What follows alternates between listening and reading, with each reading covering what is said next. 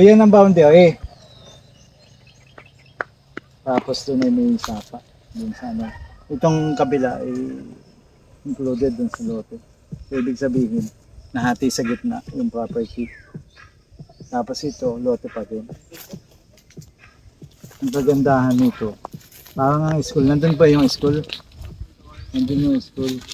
Malapit lang nito sa school. So more or less mga 200 meters lang ang layo sa school. Okay tayo. So itong palayan na ito, may thinking included.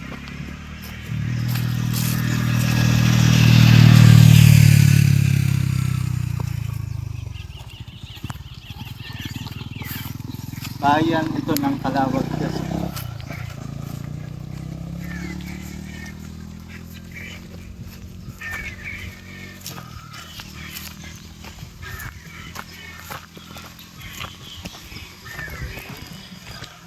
Ito yung boundary.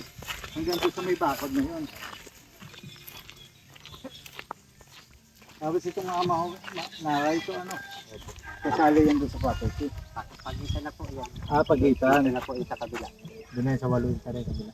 Ibig sabihin hanggang dito lang. Ito lang ang yan, itong kawayan na ito simula doon sa kahoy ng pataas.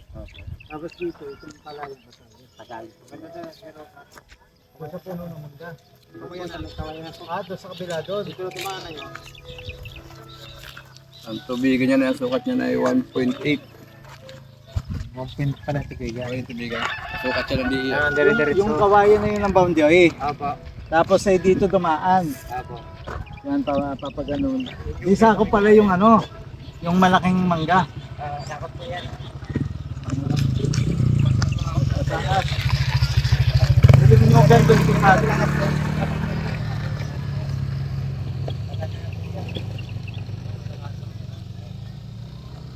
Ito po yung palayan, 1.8 hectares. Nagsukatan mo. Yan ang mga kuno yan, kasama ko yan. Ang igis niya. Yung matumihong yan. Yung may chocolate. Hindi ko na talim na yan ay. Ay, ito pong ano, itong... Oo, basta't yung may ano yan, mag-green na yan. itong Oo, basta't yung green na yan. yung lahat ng kulay green. Oo. Tama ko Kapag yan. yan. Oo. Tapos gumano. Paungas ng luti yan ay.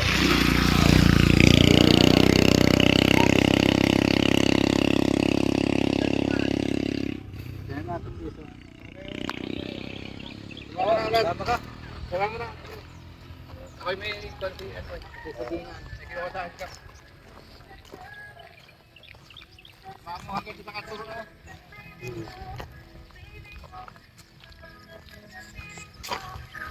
Pinakad yun. Mga kalis talaga ko alam na kasi ang bago pa yung pagkaroon na ating vegetable. Dito tayo pumasok dito sa loob.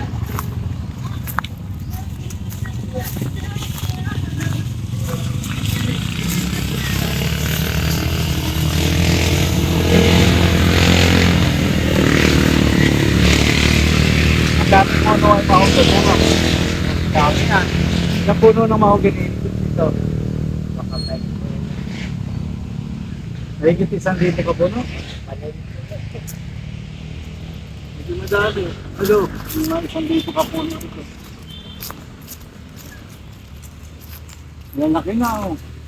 Mahogany. pa dyan. Ano ito? Dalanghita? Mga dalanghita. Mga dalanghita. So ito yung ilahak-lahak ano. Malalaki ng mga mahogany. Pwede ng ano, i-harvest.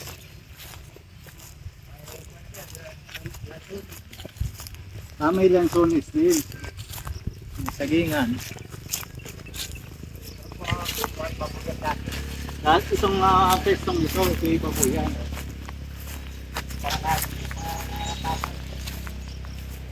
Pwede pa yan ano. Bandera po yung sumpang. Bakal yan ay. Ano po itong, ano ito? Ano po ito? Batak lang. Ay, hindi ko nakakain. Kala ko tuduhat. Daming mangga oh. Daming mangga. Di ba ito duhat? Duhat? Hindi, itong mataas ito. Wag po yan, yung parang style duat, yung tawag dito. Tawagin ba niya sa kunig balik doon?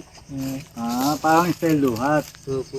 Tapos sa mga mangga, ang daming bunga. Malalaki na. Idamingo. Meron pa dyan. May doyan dyan. Nasaan ang doyan? Dalawa yun ang malaki na. May bunga. Malilit po po. Alin dyan ang doyan? Yung malaking puno. Yung mataas na puno yun, yung malaki. Tingnan nga natin. Hindi pa ako nakakakita sa personal ng doyan. Galing dami niya. Ang bunga niya parang may tinik-tinik. Oo. Nakakita na ako sa personal noon, pero yung puno, hindi pa.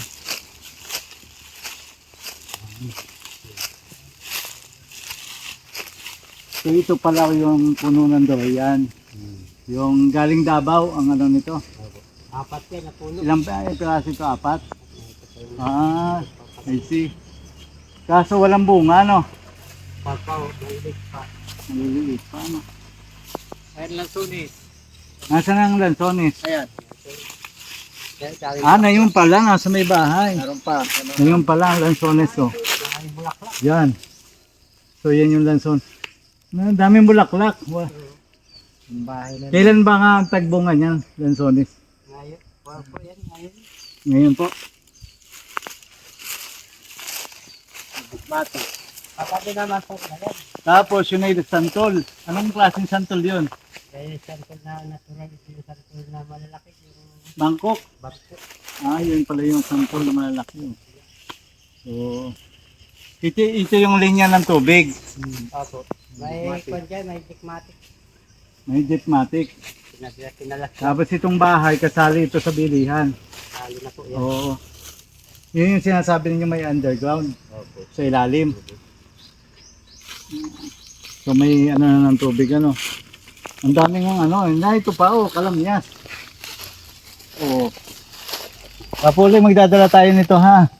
Pang-asim Nangihingi tayong kalamyas. Yan. Yan. Pang-asim. Ang daming ng puno ng mahogany. Balik tayo doon sa dito. Mamaya either ka tayo dito sa pag-akyat. So yung lukawan na yun na nakikita natin, kasama ho kayo na nang sa property. Kasama po yun, tao naman. Ayun nga po dito. So ito yung sinasabi ho ninyo tubig. Tingnan ng tubig. Ano po ba ito may isa kuryente? Kuryente po yun. Makina ng dikmatic. Hindi ho live. Hindi po, pinotol na yan po. Pinutol na. Wala ko live. Focus big tayo dyan. Ito dati nakakabit na. So dito po nakakabit yun. So pwede din po ikabit yan. Yan na nga yung sinasabi ninyo yung patubig. Dito sa area. Okay. Ito, pinakabit ko yan. Pinalaslak ng Inalas lang yung makina. Mm. Nandito nakalagay yung makina. So ibig sabihin, yung mga puno ng niyog na yan, yung mga saging na yan, kasali doon sa property. Opo, kasali po. Yan, saka yung puno ng mangga. Tapos hanggang dito, Yan matatas na nyog dyan. Yan ang pagitan dyan. Yan sa dulo. yun doon sa dulo po. Oo. Dito nga po tayo. Yan. Ilang hektarya nga po ito? 3.5. Kayo po yung nangangasiwa nito. Hindi po. Nahahil po po. Yung kanina kasama natin si Kapitan. Yan po yun. Kagawad. Kagawad po ng barangay dito.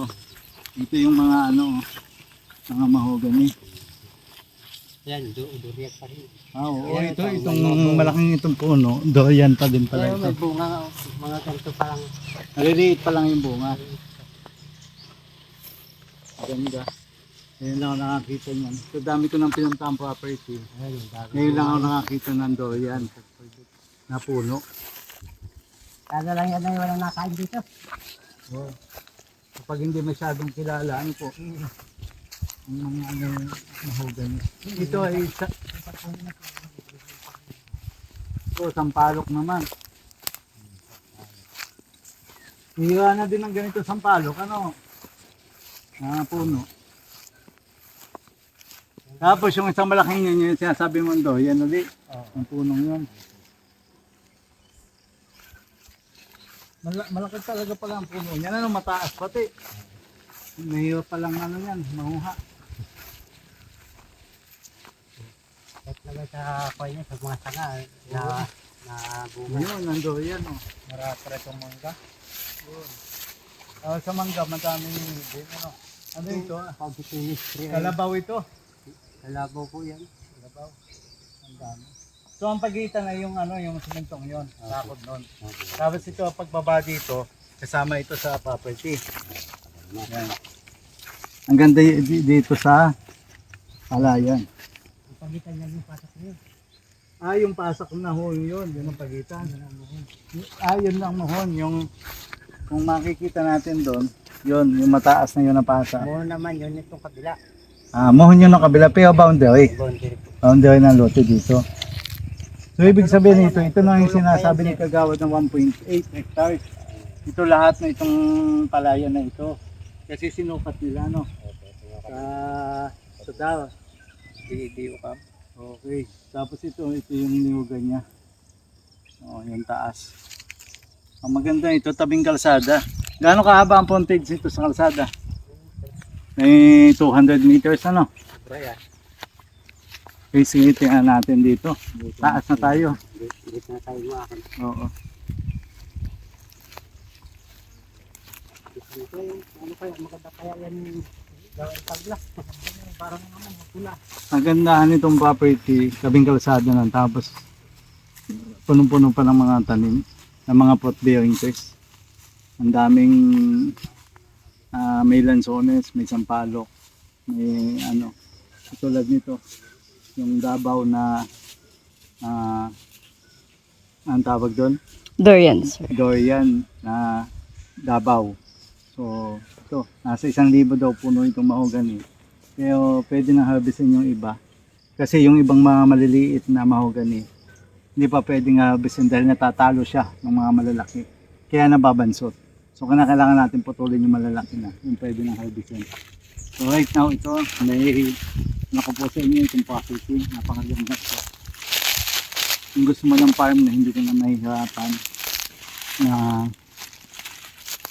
pagpunta, malapit lang ka dito sa Maharlika Highway, more or less 5 minutes nandito ka na.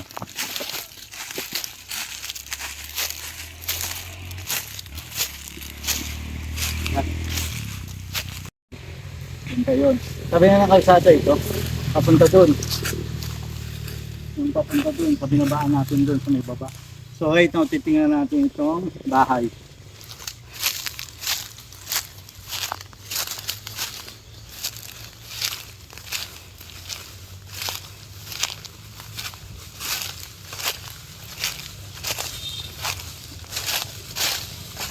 Ano ito? Yan, Sonic din ano? Nga ito, mga bulak-bulak ng Sonic. So, mapit ka.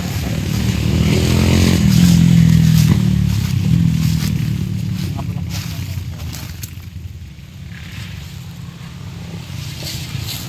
So, dito naman, langka. Diba? Yung mga langka din. Ayan, yung mga bunga pa yung mga langka.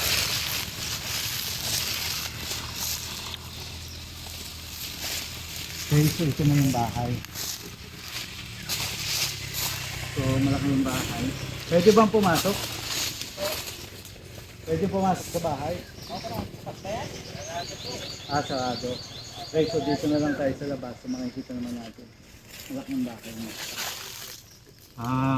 Napaka-quality.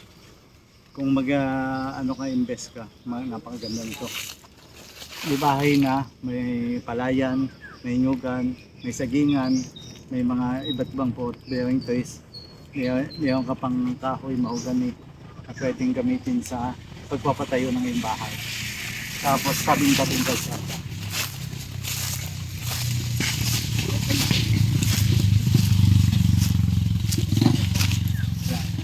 Yan na yung kalsada.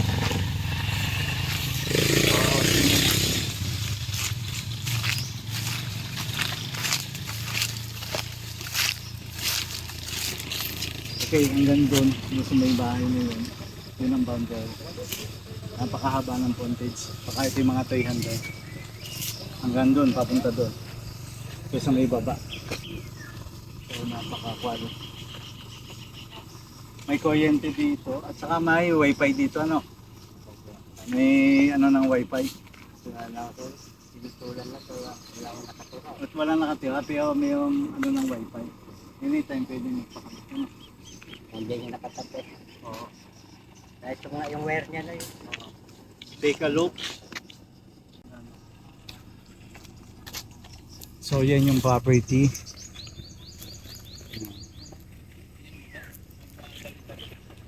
Papunta dyan.